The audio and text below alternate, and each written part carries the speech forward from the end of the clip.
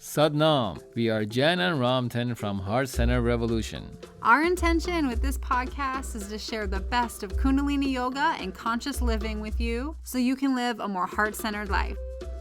Satnam, and welcome to episode 32 of the Heart Centered Revolution podcast. The topic of this podcast is one of my favorite teachings in Kundalini Yoga. These are some of the teachings that I had the most light bulb moments about and just kind of created much more understanding in my relationships. And these are the teachings about men and women, or masculine and feminine, and how those two archetypes interact with one another. It's really fascinating stuff. And these are some of the things that I'm like, oh, I wish I had learned that when I was like 15. So the recording for these podcasts are a little bit different. This was it ended up being like a 4-hour workshop that Ramtin and I did. And I pulled just the discussion on masculine and feminine that I did. So it's kind of me teaching and talking for a change.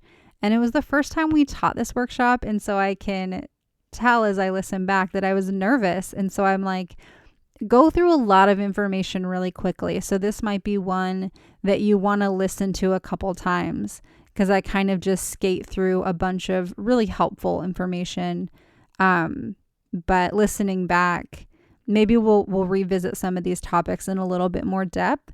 But I wanted to get so much into this workshop that I just crammed a lot of information into a short discussion.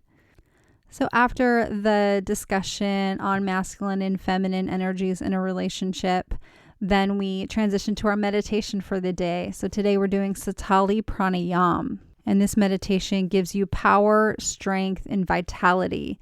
So if you have fever or a sickness, you do this Kriya and you kind of cure yourself from within. And then at the very end, I give you a little bit of a reminder that our retreat is coming up. We have a Renew Year retreat happening over the New Year holiday. I'll share more details at the end, but just a reminder that our early bird pricing ends tomorrow, December 5th. So if you're listening to this just as we published it, you can still save some money by registering early. The retreat is actually a good price either way, but you just save a little money. If you don't want to wait to the end, you can learn more about the retreat at heartcenteredrevolution.com/retreat. So before we get into the workshop, I want to do a little preamble to make sure that these teachings are as inclusive as possible. So just for context, the yogic teachings do identify a male and female gender, and they tend to presume people are heterosexual. This is, I believe, because these teachings were written down and documented in the 70s. And so they're taking the yogic teachings, but it's being translated through a certain culture and a time and a place that has obviously changed. And my understanding now is actually they have been working for the past 3 or 4 years on rewriting these teachings to kind of come up to date with our current understanding about gender and relationships. That being said, even though these teachings are written in terms of male, female, and mostly in heterosexual relationships, if you understand the broader context of the yogic teachings, then you understand that there's room for fluidity. So in yoga teachings, we learn that a soul is reincarnated, thousands of times. And we come in as women, as men. And so your soul in yoga teachings actually doesn't have a gender. And we also learn that there are masculine and feminine energies within each human being. And so we all have our own, ratio of masculine to feminine. We all have certain masculine traits and certain feminine traits. So the bigger picture of yogic teachings is more fluid when it comes to gender. So with that said, it's just easier to teach the two archetypes. And so that's what I do in this workshop. There's an archetypal male or masculine, and there's an archetypal female or feminine. And so I'm going to teach those archetypes, but each one of us gets to listen to those experiences and those ways of being and identify what applies to us and what doesn't. There are some more biological teachings, so that women have 2 arc lines and 11 moon centers, for example. That's kind of, that teaching is more like if you are in a biologically female body, but you identify as male, then you would really just have to use your intuition and check in with your life experience to see if you have those 11 moon centers and those more, it's not feminine, but like female traits, like whether those things came in with your physical body or whether the gender you identify with has shifted it. I would imagine that there's people all over the spectrum when it comes to these things. And so you get to determine what applies to you. I'm just here to share with you, like I said, the archetype of what yoga teaches as male versus female. And then the power and the benefit of this is you learn what aspects of these teachings apply to you, and then what aspects of these teachings apply to your partner. So whether your partner is the same sex or a different sex or non-binary, then you just kind of have to do a little more work to identify which pieces of which archetype apply to you and apply to your partner. And then you can observe how those things interact with each other. And so that's the benefit of all of these teachings. It's not to tell you how you are, it's to help hold up a mirror so you might gain some insight into how you differ from your partner or how you and your partner are the same. And so you can deepen your relationship with them and with yourself. I should have started with deepen your relationship with yourself because that's really, I believe, the goal of our whole life on this planet. But that's a whole other podcast. So with that preamble, let's jump into the workshop. So we're going to start by sharing some of the teachings that Kundalini Yoga has about men and women and relationships, because it can really offer some insight into a lot of the common conflicts that we experience and unrealistic expectations that we might have of our partner. Because if we are expecting our partner to see the world the way that we do and to operate the way that we do, we're going to set them up not to fail, but like to not meet our expectations. So the yogic teachings on men and women, you can take what resonates with you and leave what doesn't. They are based in like a science or technology, but they come through at a certain time and point in space of culture. So you can take what resonates with you. But the bottom line is that we operate differently in this world. We have different sets of tools. And these differences are to be appreciated. It's not that one is better than the other. It's that we complement each other. And so we want to celebrate these differences. So I'm going to go through some of them, and if you're like me, you'll have some like major aha moments as we learn about some of these fundamental differences. So one of them being that women have 2 arc lines and men only have 1. So an arc line is an energy channel that moves from ear to ear. And so every human being has one. It's like our little antenna. This is how we pick up energy from the space around us, and also how we pick up messages from the infinite intelligence or from your own intuition if infinite intelligence or universal intelligence doesn't resonate with you. It's just like how our intuition comes into us. And men and women all have one here, but women have a second one that goes from breast to breast. So we have 2 antennae, and this makes us particularly adept at picking up energy in the space that we're in and downloading information and intuition. It helps us be compassionate and empathetic. It helps us rear children, but it also can help us feel overloaded a lot of the time and overly sensitive. And it can create a disparity because we might expect men to have the same sensitivity that we do, and they might not understand how much information we are downloading all the time. And so it's important that we just understand the differences. One of the other primary differences between men and women is that women have 6 tracks in their mind. And so it's like browsers. So we have 6 browsers open, and we've got one cooking dinner, and one like out of the corner of our eye we can see the kid, and the other one is like, okay, I need to do laundry before we go to bed, and I have to wash these whites because I have to teach tomorrow morning. And then we have another one like, I wonder what time he's going to come home. So we've just got 6 thoughts going at the same time, and that's helps us be able to hold a household. And not that you have to, that's just what these things kind of, how they manifested, is because traditionally that was our role. And so we could take care of children and food and the household all at the same time.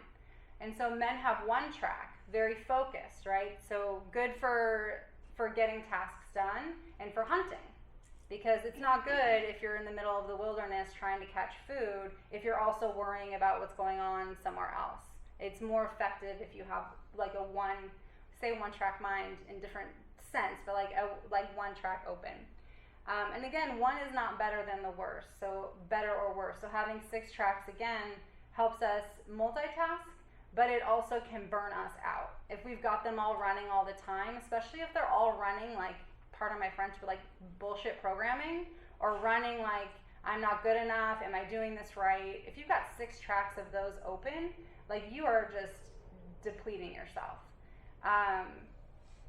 And so when we do that, and when we take in too much information and we're running them all at hyper speed, we get burnout, and so we shut down our sensitivity, and we shut down our compassion, and we shut down, the arc lines are still there, but we try to cut ourselves off from them. And then we're not showing up as who we are, and that does not enable us to show up as ourselves in relationships either. But it affects broader constructs.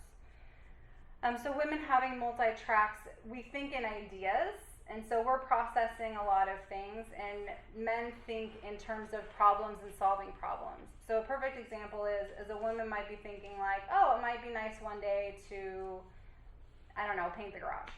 And so we say we should paint the garage, and then a male mind takes that as this is a task. So I need to figure out what weekend I have available, how much is it going to cost, like what steps are going to go into it. So we just have a different way of thinking. Hey, present day Jen here. I just wanted to hop in and just share with you that this is an example for me of one of the ways in which my mind operates in a more masculine fashion or a more male fashion. So as I said, the yoga teachings teach that male minds think in terms of like problems and problem solving and projects. And that's what my mind thinks. Like I can do ideas for a few minutes, but very quickly my ideas are turning into, figuring out the steps that are needed, doing a budget, kind of moving through all of those minds. So I know in the beginning I talked about how the male and female traits are taught as binary, but they're not really. Like everything's on a spectrum, and each human being has their own composition of these things. All right, let's go back to the workshop for a discussion of women's moon centers. Moon centers is another important distinction between men and women. So the moon, we all agree the moon affects the ocean, right? Pulls the tides, massive things of water. So we're smaller, but we're like, 98% water? So the moon has an effect on us as well. It pulls the water in our bodies in a certain pattern, and our water is tied to our emotions. Our emotions follow that water. And so for women, we have 11 moon centers. And as the moon cycles around the earth, it pulls our main point of being through these moon centers. So every 2.5 days, we're in a different moon center. And each moon center has its own priorities, objectives, and emotional way of being. One of them is super snippy. So I feel like I can own up to it. I've had periods where I'm like, why did I say that? Why am I snipping at people? It's not my personality. That's a particular moon center where if you're out of alignment and you're in that moon center, you get real snippy with people. Anyway, so that's just an example of one moon center. And so the moon pulls us through all of these. So every 2.5 days, we feel like we're a different person, or we're experiencing the world from a different gravity point, from a different way of being. So you're not crazy if you felt that way. You wake up and you're like, oh, I'm different than I was last night. That's true. You're in a different moon center. Men have one moon center, and it's at their chin. And so they don't have this experience of being a different person every 2.5 days. And so that's an important thing that we understand about men and that they understand about us. Interestingly, though, the single moon center at the chin is why in spiritual practices men grow out their beards. Yeah. It's because it acts as an antenna, and it takes in the energy from the sun, and it that counterbalances that moon energy in their chin, because men need it balanced. The solar and lunar energies to be balanced. For women, we have 11 moon centers. We need all 11 moon centers to be balanced, with each other.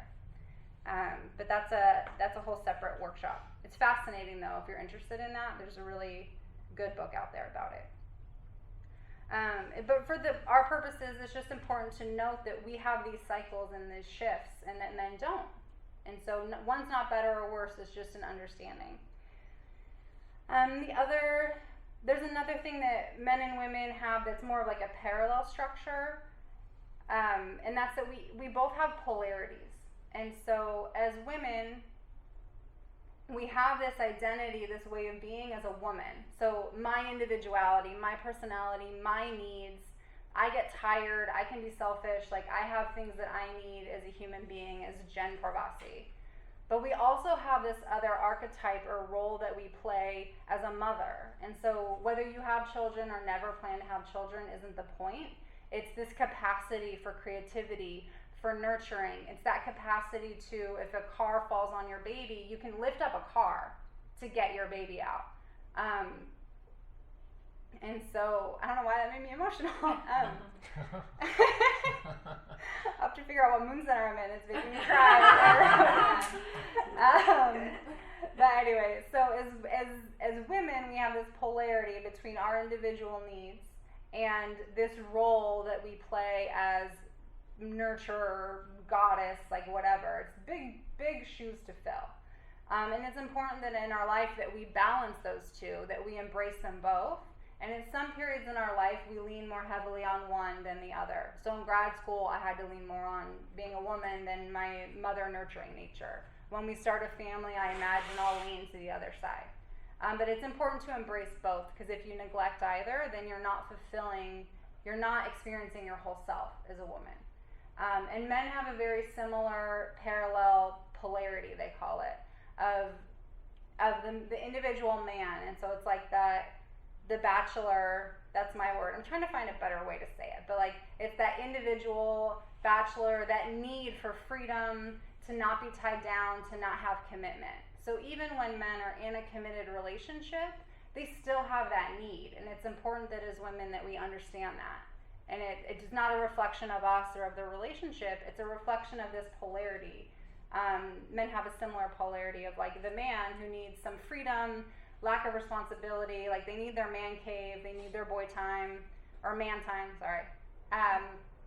But they also have the other polarity, which is the father polarity. So again, regardless of whether they have children, it's this part of wanting to come home to a cozy home, wanting to be comforted, wanting to be supported.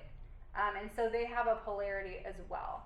And there's some conflict between men and women because we get confused when our partner switches their needs or switches their polarity.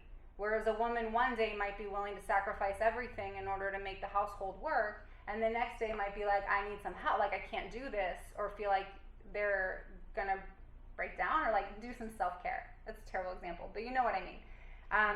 We need to recognize that our partners have both parts to them and honor both parts, and not only expect one or the other. So in the yoga teachings, they say that there are 4 types of relationships, and there are the components that go into a relationship are love, and this is true love, you understand the truth of your partner and you accept them for who they are. Intimacy, meaning you share parts of yourself, physical and otherwise, emotional, and then and passion. And so if you have love and intimacy, that's a friendship, because there's no passion. If you have love and passion, then you're in the land of romance, fantasy. That's when you can really idealize someone and be oh, they're the best, because you've got all this love and passion, but you don't have the intimacy. You don't have that true, deep knowing of who they are at their core, the good and the bad. And then with passion and intimacy, you have the feeling of being in love. And so that can be overwhelming, but it can also lead you to not accept the other person with that deep knowing and that love piece. And then with love and passion and intimacy, then you have merger. And so the way they say it, which isn't my favorite, but I'll share it with you because it's the teaching, is that it's one soul and two bodies. So you kind of have this joined, I prefer to think of it as like a joined aura. So I feel like he and I have the same auric field rather than the same soul. But they teach it as one soul, two bodies. So it's jackpot, in fact. Jackpot! It is a winner. That's funny. So those are like the 4 types of relationships and things to look out for. And so if you feel like you're in one of them, you can identify what's missing and either add it or maybe you need to shift your relationship. Present day Jen here again. We just went through those different types of relationships pretty quickly, so I wanted to review them for you so you could maybe think through your current relationship. So the 3 factors that you want to think about are love, intimacy, and passion. So love is that like tenderness, that heart-centered connection. Intimacy is true intimacy. So knowing the good and the bad of the other person. If you're idealizing your partner, you don't have true intimacy. And if you're hiding parts of yourself from them, I mean, I guess we all keep some things to ourselves, of course. But if you're hiding who you are from your partner, then you don't have true intimacy. And then passion is that fire. So those are the 3 things to think about: love, intimacy, and passion. So if you have love and intimacy, then what you have is a friendship. And so if your romantic relationship is there where there's love and intimacy, but you're missing passion, you might want to work on ways to add that passion into the relationship. And then if you have love and passion, so your heart is connected, you're all full of fire for them, but you're idealizing them or you're hiding parts of yourself, you might want to look to add that intimacy. And then if you have intimacy and passion, so you're, sharing yourself honestly and openly, and you're full of fire, you might want to look on bolstering that heart connection and adding that love. Because when you have love, intimacy, and passion, then you have what the yogi relationships idealize as merger. And I think as a woman, I just resist the idea of merger because I feel like then historically or culturally, that means the woman is like erased and kind of disappears into the relationship. So I prefer the word like union. Like that's a true union of 2 people is when you have love, that heart-centered connection, you have intimacy so you can truly be yourself and your partner can be themselves and they're accepted, like you accept the light and the shadow, and then you have that passion. So there's some fire in the relationship. So let's rejoin the workshop and we're going to talk about the pranic exchange, which is what happens the first time you meet someone you're attracted to. There's this whole exchange that happens in a matter of a couple of seconds the first time you meet someone. And that exchange gets imprinted in the woman forever. They will remember that for the rest of their lives, subconsciously. Men, it lasts 28 days. So 1 full moon cycle, and then it's left. So again, one is not better than the other. I would prefer to have left some of those pranic exchanges and forgotten about people, but we have long memories as women. At this point in the workshop, one of the students shared that she thought that this part of the pranic exchange, like not sticking around for men, helped men, make it easier for men to like go back to old relationships that may not have worked out because they kind of forget what that energy was like. And that women are more likely to remember that it didn't work or kind of remember the mismatched energy and to stay away from prior relationships that were unsuccessful. And I feel like it makes it harder for women to let go. Yes. There are other reasons for that I'll get into now, actually. So the auric imprint. So the first time or whenever, not the first time, but when a man and woman have sex, then that woman's aura is imprinted by the man's projection. So we carry an imprint of their projection in our aura for 7 years. The purpose being, so all of us have a projection. We have a vibration that we project out into the world. And you could feel as we all chanted, our projection got stronger. But it's like our unique vibration. It's like a fingerprint. And so when a man and a woman have sex, the man's projection gets imprinted in the woman's aura for 7 years.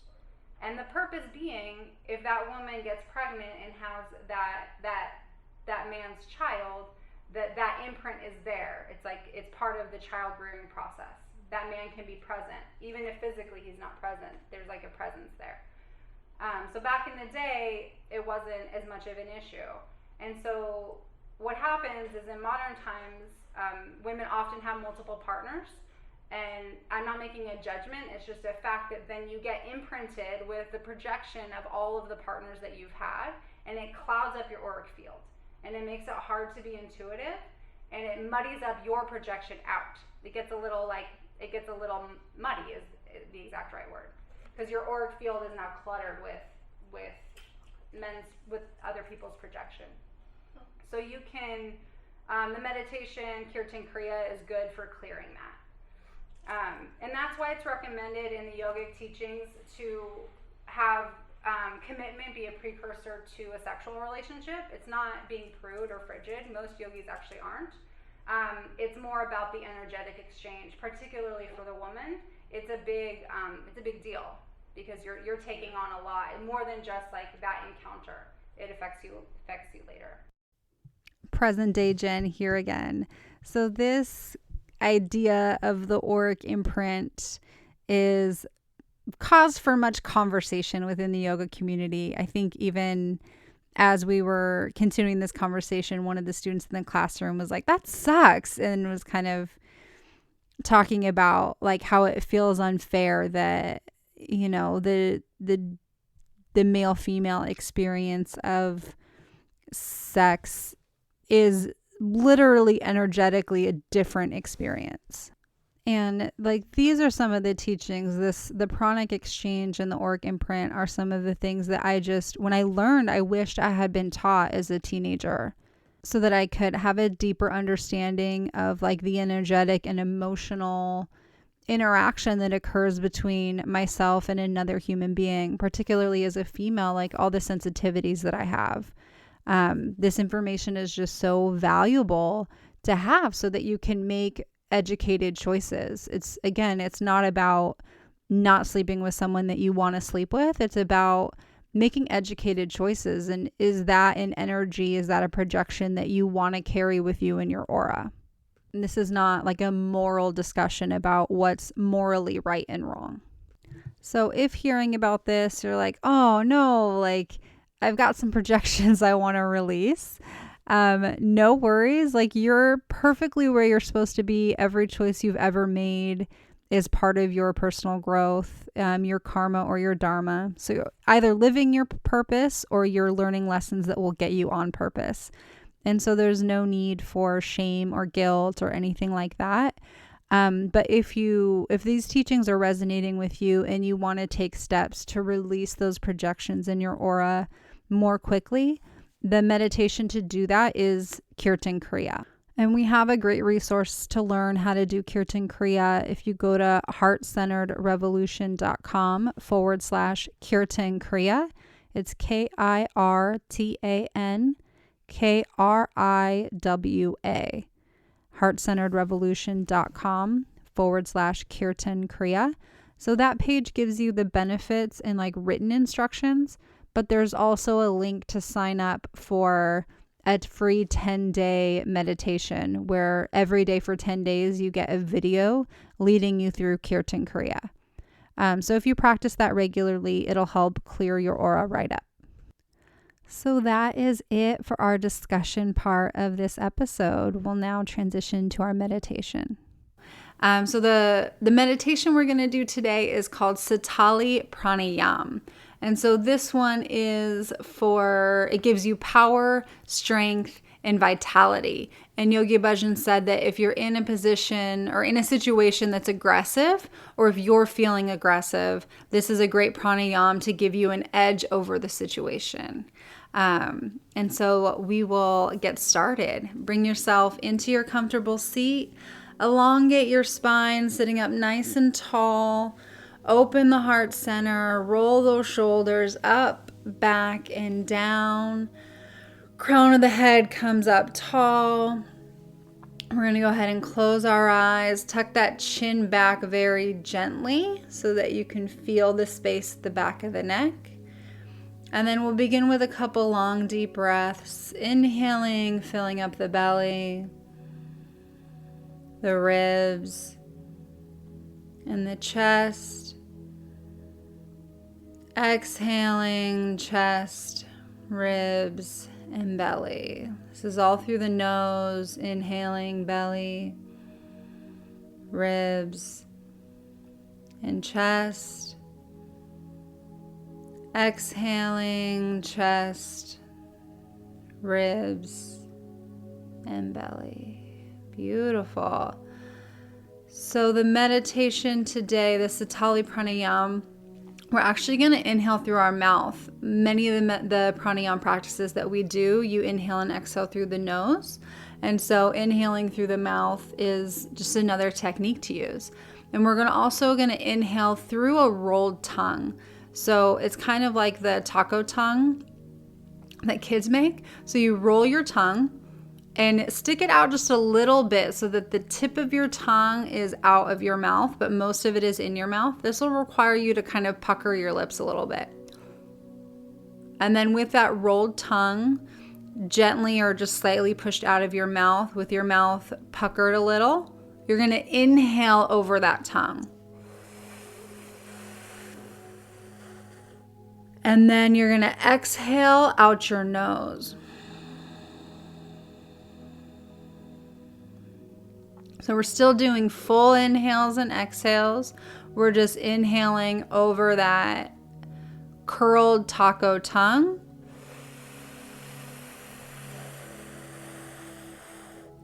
Exhaling out the nose. So continue this breathing pattern. Eyes are closed and focused at the third eye.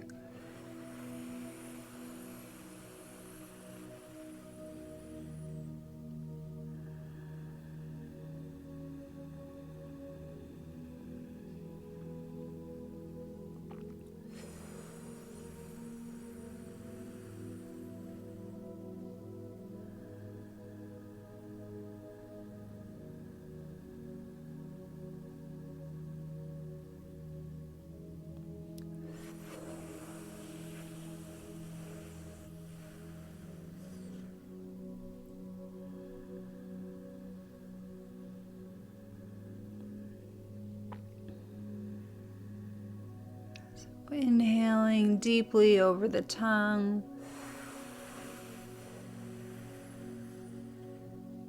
Exhaling completely through the nose.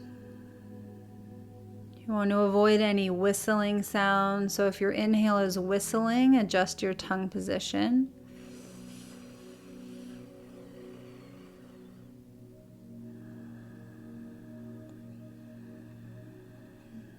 Still getting complete and full inhales.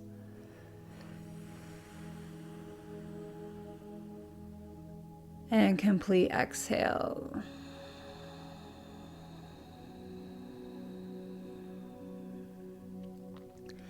As you inhale, the taste of your tongue might be bitter, but over time it'll become sweet.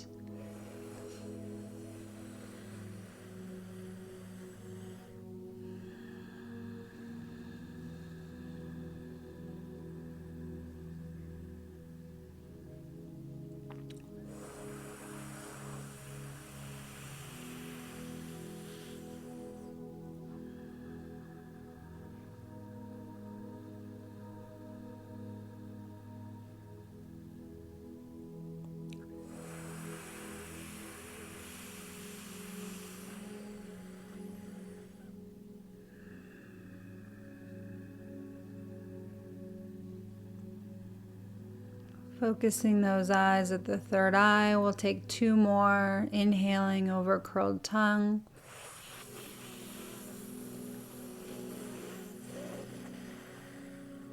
Exhale through the nose.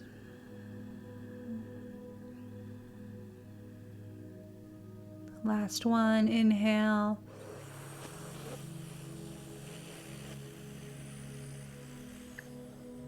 And exhale. Beautiful. Inhale deeply through both nostrils. Suspend the breath for a moment. Squeezing the body gently like a tube of toothpaste, feeling the energy go up the central channel of the body, out the crown of the head. Your eyes are at the third eye. Exhale, relax the body, relax the breath. Just be. Be the observer, observing your mental, emotional, and spiritual state. Did you feel a shift from this 3-minute pranayama, this Satali pranayama?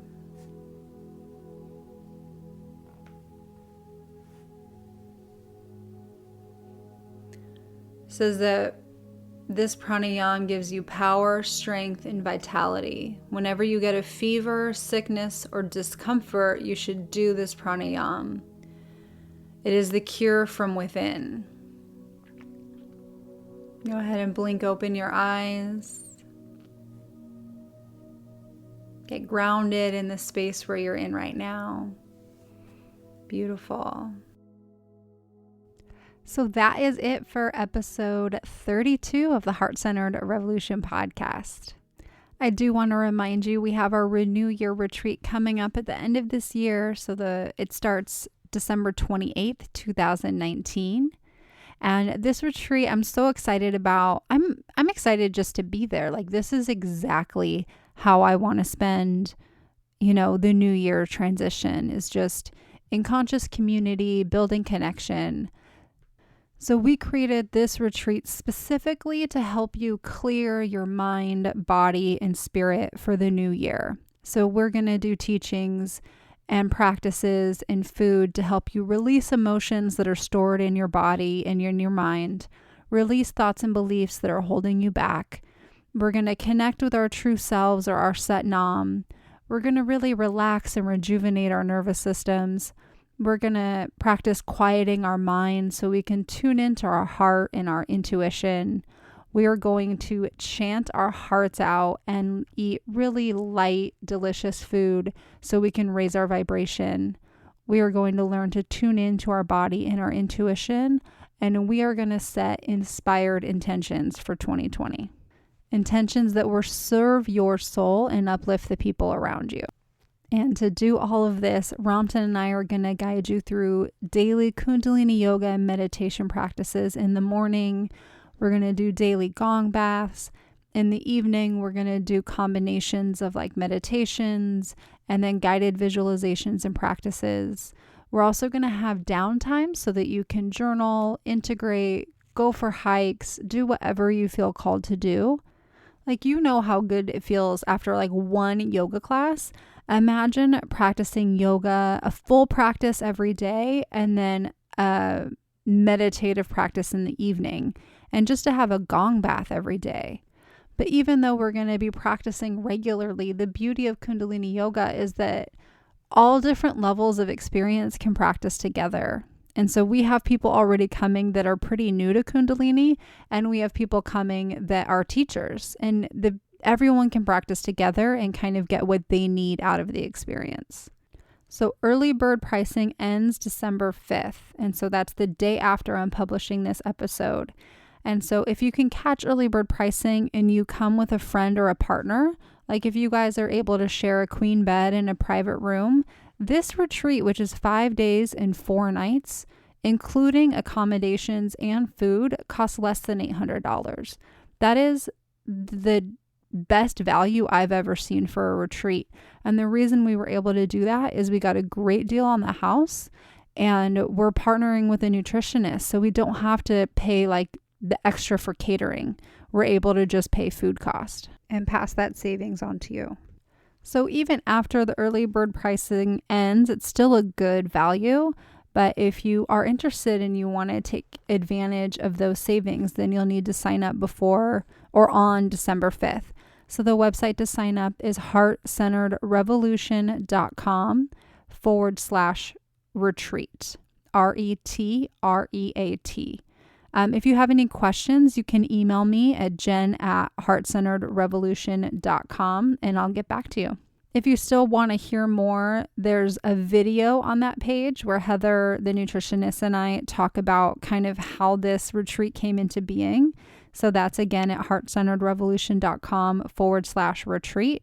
Or Heather, the nutritionist that we're partnering with for this retreat, is the guest on our episode 29 of the podcast. So you can check that episode out if you're needing more information before you make your decision. And just know, whether you attend the retreat or not, we love you so much. We appreciate all of your support. I know there were a lot of links in this episode, and so they will all be on the webpage for this episode, which is heartcenteredrevolution.com/episode 32. So all the links will be gathered there for the meditation, for the retreat, and any other links that I mentioned. All right. Thank you so much for listening. We love you. Sat Nam.